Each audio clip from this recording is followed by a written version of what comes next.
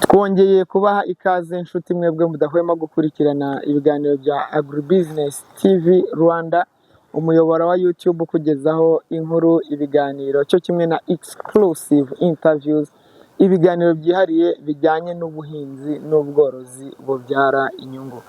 Njye ndi Roger Thierry Iradukunda, ndi mu karere ka Gasabo, umurenge wa Kinyinya. Twasuye koperative y'abahinzi bishyize hamwe bo mu karere ka Gasabo Coabiga. Tugiye kuganira ku buhinzi bwabo bwa kijyambere bwa kokombure ariko bukorewe mu nzu, mu ndimi z'amahanga bwitwa greenhouse farming. Baba bahinga inyanya, baba bahinga kokombure, urusenda, cyo kimwe n'ibindi byinshi. Ariko uyu munsi nk'uko mubibona muri background, turi mu murima ufunze uhinze wa kokombure. Bagiye kutuganirira rero, batuvire imuzi n'imuzingo, badutere kunyurwa ni gute kokombure zihingirwa ahantu nk'aha, ni gute greenhouse farming ibyara amafaranga, ese ni gute greenhouse farming mu ntara ishobora kugeramo, kuko buno buhinzi n'ubuhinzi bugezweho bubyara amafaranga kandi menshi. Ubwo rero turi kumwe n'abayobozi batandukanye ba koperative Coabiga, ariko cyane cyane hano hari umu expert ugiye kudusobanurira buri kimwe cyose. Tuguhaye ikaze kwizagira kuri Agribusiness TV. Nk'uko rero twari twabisezeranyije, nk'uko dusanzwe tubikora, Agribusiness TV Rwanda bagezaho abantu, abahinzi n'aborozi ba kinyamwuga bakora ubuhinzi n'ubworozi bubabyarira inyungu. Uyu munsi twasuye koperative ya Coabiga. Ni koperative y'abahinzi bishyize hamwe bo mu karere ka Gasabo, umurenge wa Kinyinya. Turi muri greenhouse farming ya kokombure. Kokombure murabizi ko abantu barazikunda, bazikoresha muri salade ndetse cyo kimwe n'ahandi henshi hatandukanye. Turi kumwe rero na Ukwizagira, akaba umwe mu mpuguke mu bantu bazobereye mu buhinzi bwa kokombure, cyane cyane buno buhinzi bukorewe mu nzu. Ukwizagira, tugaye ikaze kuri Murakoze cyane. Rwanda. Mumeze neza? Tumeze neza, turakomeye. Abahinzi ngo ni gutyo muba musa. Abahinzi nta kurimba turi mu kazi, turimba nyuma y'akazi. Akantu se kavuga ko umurimo ari ubuhinzi, ibindi ari amahirwe, ibyo nawe urabyemera? Oya, N'ibindi nabyo ni akazi? byose ni akazi. Icya mbere ni ugukora. Amahirwe buriya sinzi uko aza. Amahirwe ntabwo yasekera umuntu utakoze. Gukora nibyo by'imbere cyane, ubundi amahirwe wenda akagushyigikiramo ariko wakoze. Okay, Kwizagira, reka rero twiganire. Ubundi kokombure ko mba numva mwarateye, nabonye ahantu henshi kokombure bafite ama greenhouse yazo. Ubundi kokombure umurama wazo uva he? Murakoze cyane. Ubu kokombure dukoresha umurama wawo uva muri Isiraheli. Yaba kokombure n'ibyo dukoresha kwinoza ubutaka, ibyo bita patimusi, nazo tuzikura muri Isiraheli. Kuba rero Isiraheli tuyifata nk'umufatanyabikorwa wacu, cyane ko na bamwe mu batekinisiye bakuru dukorana niho bigiye, n'ibikoresho rero byinshi biba tubikora. Okay, ubu buhinzi se ubona bwo mu nzu, ubona amatiyo, urabona iki, buri saha ni ukuhira. Ubundi ibi bintu niba bihenze cyane, ubu wa muhinzi uri aho ngaho mu cyaro yakigondera nko gukora greenhouse nk'iyi? Bisaba ubushobozi bwisumbuyeho, kubera ko urumva ni ubuhinzi bw'ikoranabuhanga. Ibikoresho by'ikoranabuhanga birahenda, yaba bikoresha kuhira. Ni ukuvuga ngo ubu ngubu umugani, ariko mu kanya turaza kubereka kwerekana Yego. uburyo dukora tukuhiza. Urumva rero utu dutiyo dusohokana n'ishashi dusakaza ngo birajyana bikazana n'utu dutiyo rero bisamo nk'ibihenze cyane ko dukoresha n'ibiti nyine nabyo ni amafaranga. N'izo mbuto urumva gutumiza muri Isiraheli bitugeraho bihenze, bisaba nyine igishoro cyisumbuyeho gake, ariko nanone birimo amafaranga. None se ubona ari ubumenyi n'igishoro ni iki gikenewe cyane muri buno buhinzi bwa kijyambere bugamije inyungu? Nabanga icya mbere urabanza ukamenya, iyo umaze kumenya nibwo ushaka igishoro. Kumenya ngo ibintu bikora bite, biriya bintu mbikoze nabonamo inyungu. Iyo umaze rero kugiraho ubumenyi nyine urashoramo ubundi bikemera nyine amafaranga akaboneka.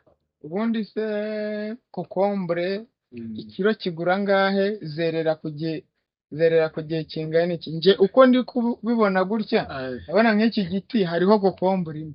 Gusa ubu ngubu umuntu ntaba yahombye kera. Ni ukuvuga ngo izi kokombure zerera ku gihe kingana n'amezi abiri. Mu mezi abiri winaje gutera byose amezi abiri uri gusarura iza mbere. Uvuga ngo iki giti ukubona uri kumbwira ngo hariho imwe, uvuga ngo ubu kokombure ya mbere yari iriho hano. Ahangaha ikizamuka nta kandi kantu kariho, kokombure ya mbere ihita ijyaho. Uvuga ngo iyi yari kokombure n'iyi yari kokombure kugera hano hejuru zigeze. Uvuga ngo igiti kimwe gishobora kuvaho kokombure 12 zirarenga. Uvuga ngo igiti kimwe ubundi gihumbi zishiraho byibura. Koresha iyo nshinga niyo yagihinze ngo ihundura byibura kigibarira hagati ya 25 na 30. Igiti kimwe kandi ikiro kigura amafaranga angahe? Ubona ngo isoko rimeze neza kiba kiri kugihumbi. Uvuga ngo iyi kokombure rero ishobora kukubyarira 30. Ishobora kukubyarira 30. Yewe umurimo ni ubuhinzi, ibindi ni amahirwe. Nabango rero kokombure zirera zitanga umusaruro kandi zera igihe gito, mu gihe gitoya ntabwo zitinda. Urumva amezi abiri burimo urasarura amafaranga yatangiye kuyakoramo.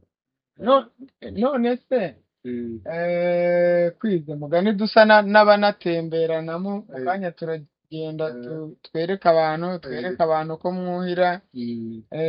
Ubundi bisaba nk'abakozi bangahe kugira ngo ubundi se ubuso iyi greenhouse iri ku buso bungana gute? Abanga iyi greenhouse mu burebure gutya 64 mu buhagaze ifite 18. Ubwo ni 60 kuri 18. Ubwo yera amafaranga 64. Reka tubibwira abantu neza bakunzi ba Agribusiness TV Rwanda ngo greenhouse farming ya kokombure ifite ubuso bwa 64 kuri 18 yera amafaranga angahe mu gihe cy'amezi abiri? Mu gihe cy'amezi abiri biterwa n'igihingwa ufitemo. Uvuga ngo twe dufitemo kokombure. Uvuga ngo izi kokombure aho zigereye kugera zigeze mu murima kuzitaho, kugura imbuto, ifumbire byose, byibura ubu ushoyemo nka 1,200,000. Wowe ubushoye 1,200,000. N'aya mati yarimo n'ishashi byose. Uvuga ngo oya ishashi yo yari isakaye iri nka ziriya turi kubara ibirimo hano imbere y'ibintu. Ubushoyemo 1,200,000. Uvuga ngo gusarura rero duteganya hagati ya 5,000,000 na 7,000,000 nizo dushobora kwezamo muri kokombure. Urubyiruko, basaza, bantu mwerwa muhinga ahantu hatera harumbye, dore ubuhinzi bugezweho n'ubu. Ukoresheje 1,000,000 none mu gihe cy'amezi abiri ubonye hagati ya 5 na 7 nizo dusarura. amafaranga. icyiza cyayo uyakuraho ni nka buri munsi bagize kokombure buri munsi ibaze byibura mu cyo